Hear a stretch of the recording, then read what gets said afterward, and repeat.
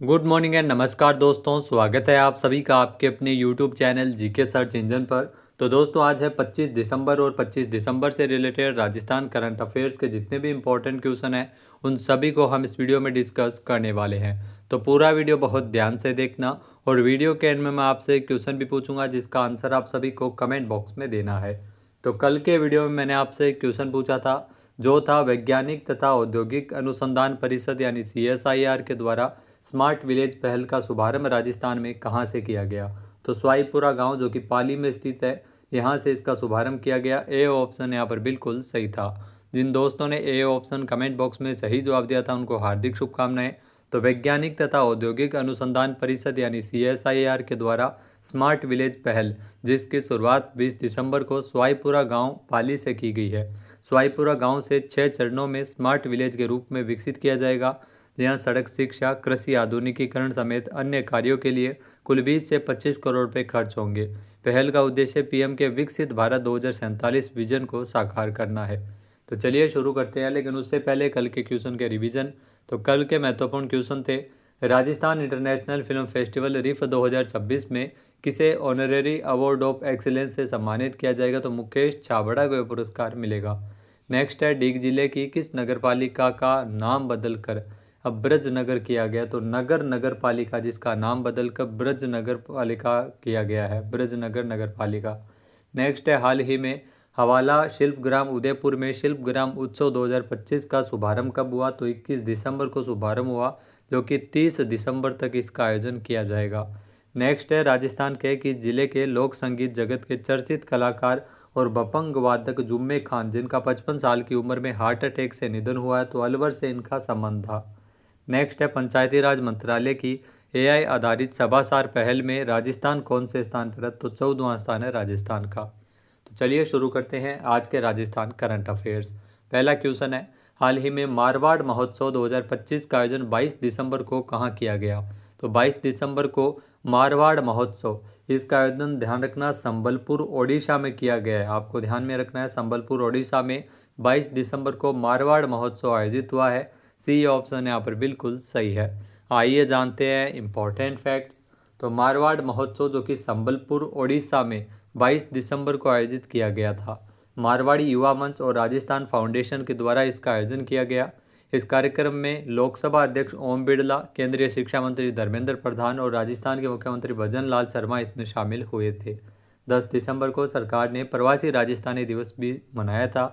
Rajasthan foundation के अब 40 chapters हो चुके हैं और हर जिले में प्रवासी राजस्थानियों की मदद करने के लिए इसमें ADM स्तर के नोडल अधिकारी भी नियुक्त किए गए हैं। नेक्स्ट है, माउंट आबू में शरद महोत्सव 2025 का आयोजन है, वो किस अवधि में किया जाएगा। तो विंटर फेस्टिवल शरद महोत्सव ये सिरोही जिले के माउंट आबू में आयोजित किया जाएगा और इसका आयोजन ध्यान रखना, जो शरद महोत्सव है ये 29 से लेकर 31 दिसंबर तक आयोजित किया जाएगा। सी ऑप्शन यहाँ पर बिल्कुल सही है। आइए जानते हैं इम्पोर्टेंट फैक्ट्स।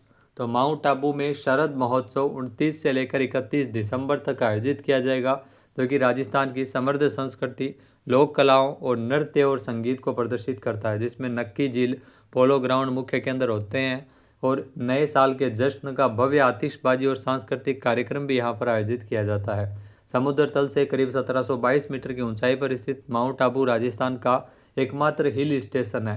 सर्दियों के मौसम में यहाँ तापमान कई बार 0 डिग्री सेल्सियस से नीचे चला जाता है। ठंडी हवा, कोहरा और हरियाली पर्यटकों को खासा आकर्षित करती है।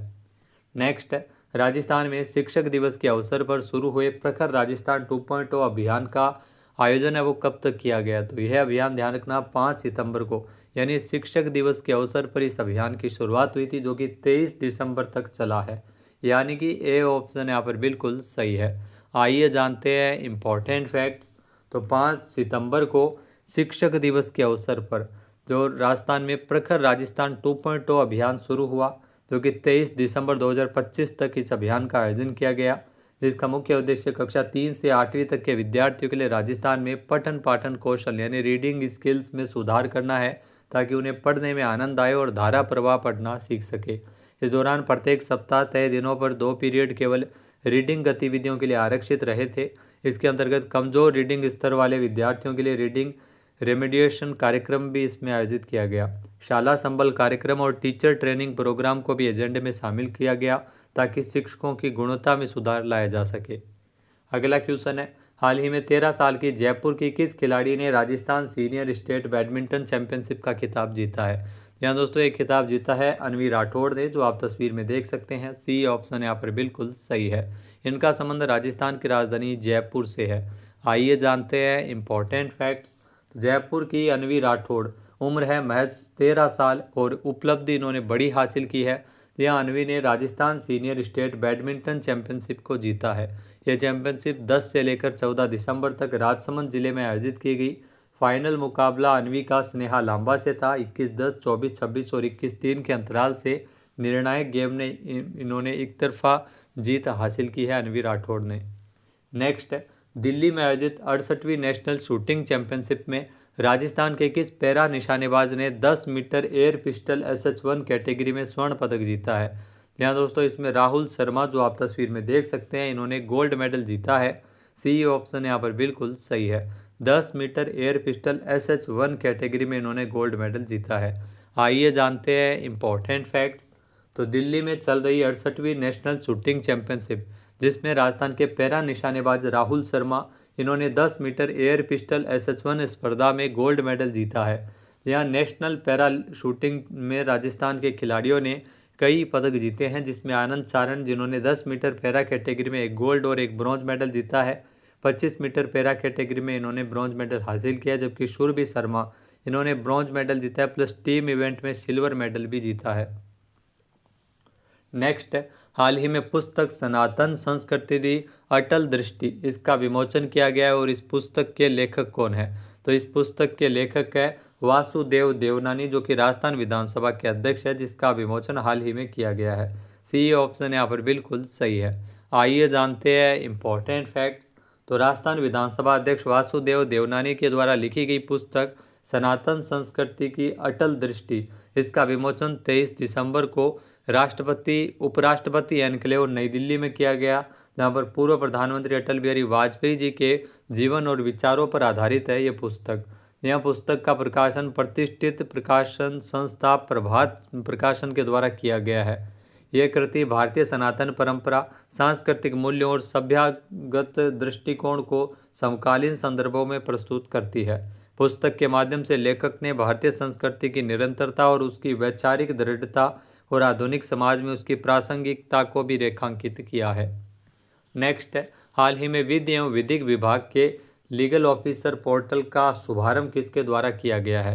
यहाँ दोस्तों विधि एवं विधिक विभाग के जो लीगल ऑफिसर पोर्टल का शुभारंभ किया गया है, जो कानून मंत्री जोगाराम पटेल के द्वारा, आप तस्वीर में देख सकते हैं। सी ऑप्शन यहाँ पर बिल्कुल सही है। आइए जानते हैं इम्पोर्टेंट फैक्ट्स। तो राजस्थान के विधि एवं विधिक कार्य मंत्री जोगाराम पटेल, इन्होंने शासन सचिवालय में विधि एवं विधिक विभाग के लीगल ऑफिसर पोर्टल, ये पोर्टल आपको ध्यान में रखना है, एग्जाम में जरूर पूछा जा सकता है। तो लीगल ऑफिसर पोर्टल का शुभारंभ किया गया। इस पोर्टल के माध्यम से कार्मिकों से संबंधित डेटा प्रभावी और सुरक्षित प्रबंधित किया जा सकेगा। इस पोर्टल से स्थानांतरण प्रक्रिया और विभाग कार्मिकों के बीच पत्राचार अधिक सरल और पारदर्शी और सुगम हो सकेगा। अब विभाग के द्वारा जारी किए जाने वाले स्थानांतरण, पदस्थापन, अतिरिक्त कार्यभार के आदेश है वो लीगल ऑफिसर पोर्टल पर उपलब्ध होंगे। नेक्स्ट क्वेश्चन है, राजस्थान सरकार ने जोधपुर शहर के जो प्रशासनिक ढांचे में बड़ा बदलाव करते हुए जोधपुर नगर निगम को कितने जोन्स में बांटा है? तो 8 जोन्स में विभाजित किया है। सी ऑप्शन यहाँ पर बिल्कुल सही है। आइए जानते हैं इम्पोर्टेंट फैक्ट्स। तो राजस्थान सरकार ने जोधपुर शहर के प्रशासनिक ढांचे में बड़ा बदलाव करते हुए नगर निगम जोधपुर का पुनर्गठन किया है। 10 नवंबर को जारी विभागीय अधिसूचना के तहत अब जोधपुर नगर निगम क्षेत्र को 8 नए जोन्स में बांटा गया है। ये कदम शहर के बेहतर प्रबंधन और नागरिक सेवाओं की सुगमता और विकास कार्यों की निगरानी को प्रभावी बनाने के उद्देश्य से उठाया गया है। जोधपुर में पहले जो शहर का संचालन 2 अलग अलग नगर निगम, जिसमें उत्तर और दक्षिण नगर निगम के द्वारा किया जा रहा था। नेक्स्ट, भारतीय सेना ने AI आधारित और सॉफ्टवेयर संचालित रक्षा समाधानों पर सहयोग के लिए किस संस्था के साथ एक MOU साइन किया है? तो यह MOU NSUT के साथ साइन किया गया है। बी ऑप्शन यहाँ पर बिल्कुल सही है। आइए जानते हैं इम्पोर्टेंट फैक्ट्स। तो भारतीय सेना ने 22 दिसंबर को Netaji Subhash university of technology यानी NSUT के साथ एक समझौता ज्ञापन यानी MOU पर हस्ताक्षर किया है। यह साझेदारी AI आधारित और सॉफ्टवेयर चालित रक्षा समाधानों पर केंद्रित है। जी हाँ, NSUT के छात्र और संकाय भारतीय सेना के लाइव प्रोजेक्ट्स पर काम कर सकेंगे। विश्वविद्यालय क्षमता निर्माण के लिए संकाय विकास कार्यक्रम भी आयोजित किया जाएगा। अगला क्वेश्चन है, राष्ट्रीय किसान दिवस यानी नेशनल फार्मर्स डे हर साल कब मनाया जाता है? तो ध्यान रखना दोस्तों, राष्ट्रीय किसान दिवस हर साल 23 दिसंबर को मनाया जाता है। चौधरी चरण सिंह जी की जयंती के अवसर पर, जो कि भारत के पूर्व प्रधानमंत्री रह चुके हैं, यानी कि बी ऑप्शन यहाँ पर बिल्कुल सही है। इन्होंने किसानों के लिए बहुत कार्य किया था। आइए जानते हैं इम्पोर्टेंट फैक्ट्स। तो राष्ट्रीय किसान दिवस यानी 23 दिसंबर को देश भर में मनाया जा रहा है। यह दिवस पूर्व प्रधानमंत्री चौधरी चरण सिंह जी की जयंती का प्रतीक है, जो कि ग्रामीण मुद्दों की अपनी गहरी समझ और किसानों के कल्याण के लिए अटूट वकालत के लिए जाने जाते रहे हैं। उनकी जयंती पर चौधरी चरण सिंह जी के सम्मान में भारत सरकार ने 2001 में 23 दिसंबर को राष्ट्रीय किसान दिवस मनाए जाने की घोषणा की थी। चौधरी चरण सिंह जी का जन्म 23 दिसंबर 1902 को उत्तर प्रदेश के मेरठ जिले के नूरपुर गांव में एक साधारण किसान परिवार में हुआ था। वे जुलाई 1979 से लेकर जनवरी 1980 तक भारत के 5वें प्रधानमंत्री के रूप में कार्य कर चुके हैं। 2024 में उनको मरणोपरांत भारत रत्न भी मिल चुका है। अब बात करते हैं आज के हमारे क्विज के, जिसका आंसर आप सभी को कमेंट बॉक्स में देना है। तो आज का क्विज है, हाल ही में शिल्पग्राम उदयपुर में शिल्पग्राम उत्सव का आयोजन शुभारंभ है वो कब किया गया है? एक बार फिर से सुनिएगा, हाल ही में शिल्पग्राम उदयपुर में शिल्पग्राम उत्सव 2025 का शुभारंभ कब किया गया है? सही आंसर आपको कमेंट बॉक्स में देना है। और अगर ये वीडियो आपको पसंद आए तो इसे आप लाइक और शेयर करना बिल्कुल न भूलिएगा। चैनल पर नए जुड़े हैं, सब्सक्राइब नहीं किया है तो भी सब्सक्राइब बटन पर क्लिक करें। इस वीडियो की जो PDF फाइल है वो आप वीडियो के डिस्क्रिप्शन बॉक्स से डाउनलोड कर सकते हैं। क्वेश्चन आंसर आप वोट करके भी कर सकते हैं।